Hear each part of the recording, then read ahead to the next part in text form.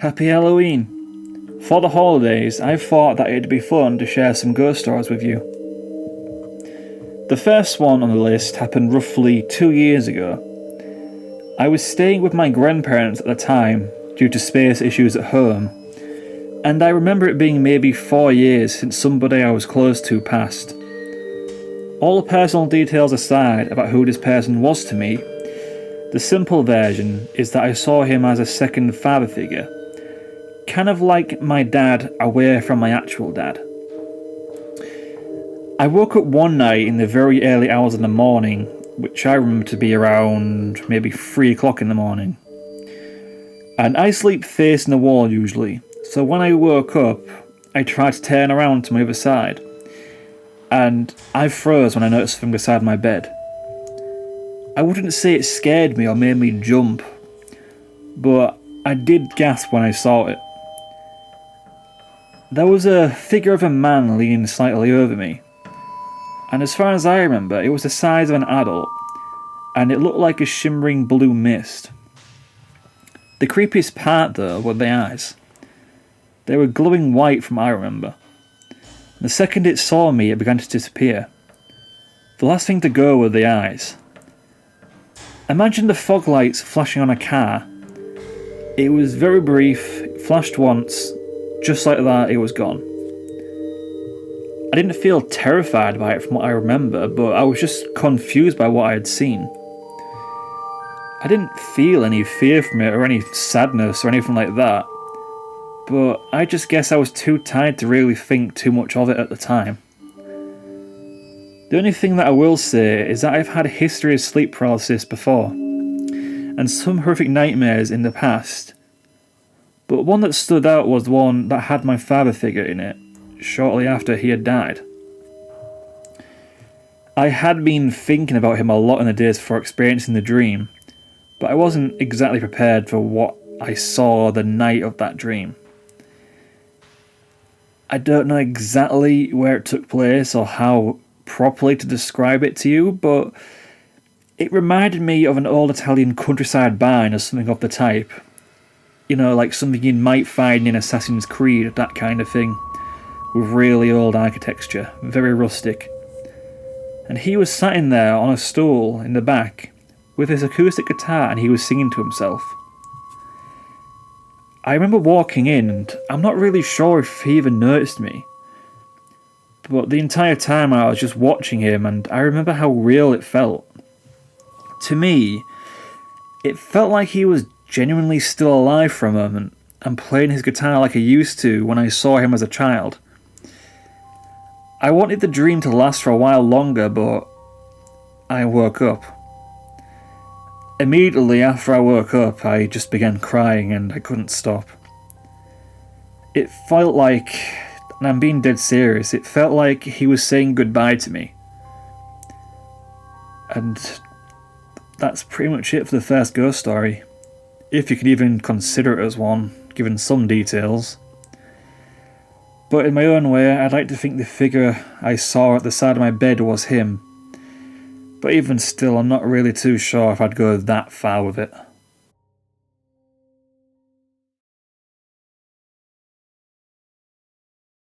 Here's the second ghost story.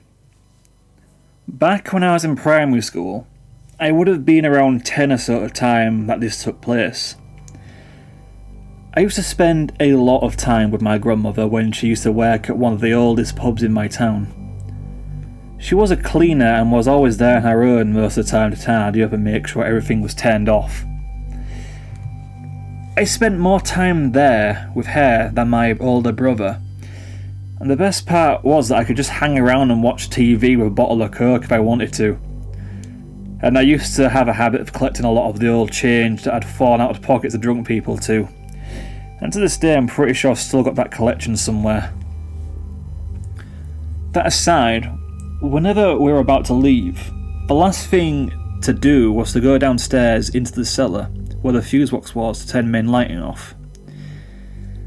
The cellar door was just behind the bar, and as I remember it, the stairs go down, then there's a small little landing, then the stairs go to the left for a little bit, and then it goes straight to the basement floor. So when we'd go downstairs, it was as cold as you can imagine a basement in a pub to be, at least one that old. And there are a lot of ghost stories about the pubs in the area where I live, and I know quite a lot of them just off the top of my head, for the record. And the owner of the pub at the time was a man named Willow, and he used to always tell me about the ghost of a dog in his cellar that he just referred to as Shito. As funny as that does sound, I was just too young and innocent to understand what that meant exactly. And that's exactly where this story gets strange. When we'd go into the cellar the last time of the day, it was a small section of the basement. And I remember the fuse box was, if you go down to the stairs and you take the right after it, the fuse box was just on the wall. Not even 10 steps away, I want to say. And there was also a part to the left that went down a bit further, but it didn't go very far. But we never went into that part in particular because we never really had to. So when we'd go into the cellar to turn the fuse box off, me and my grandma, we would start to hear this really strange howling. And in a cellar, I do understand you will hear some kind of wind draft now and again, but I don't ever remember feeling any kind of draft in that cellar. But this howling used to always come back like from the furthest section of that part we never go in. And on days when there was no wind outside, you'd still be able to hear it. And as far as my memory can recall, I always thought the howling sounded kind of sad. And it did sound distant, even though there wasn't really much space for it to go far back in at the cellar. It has no business sounding as distant as it did. And it was always like some kind of, like, think of a very low droning type of sound. It was like that, but it used to carry. And I know for the fact it wasn't my gran doing it, at least not from what I saw. When we went down the stairs, she would usually go in front of me, and I never once saw her lips move when we'd hear it. So I think I can safely rule that one out.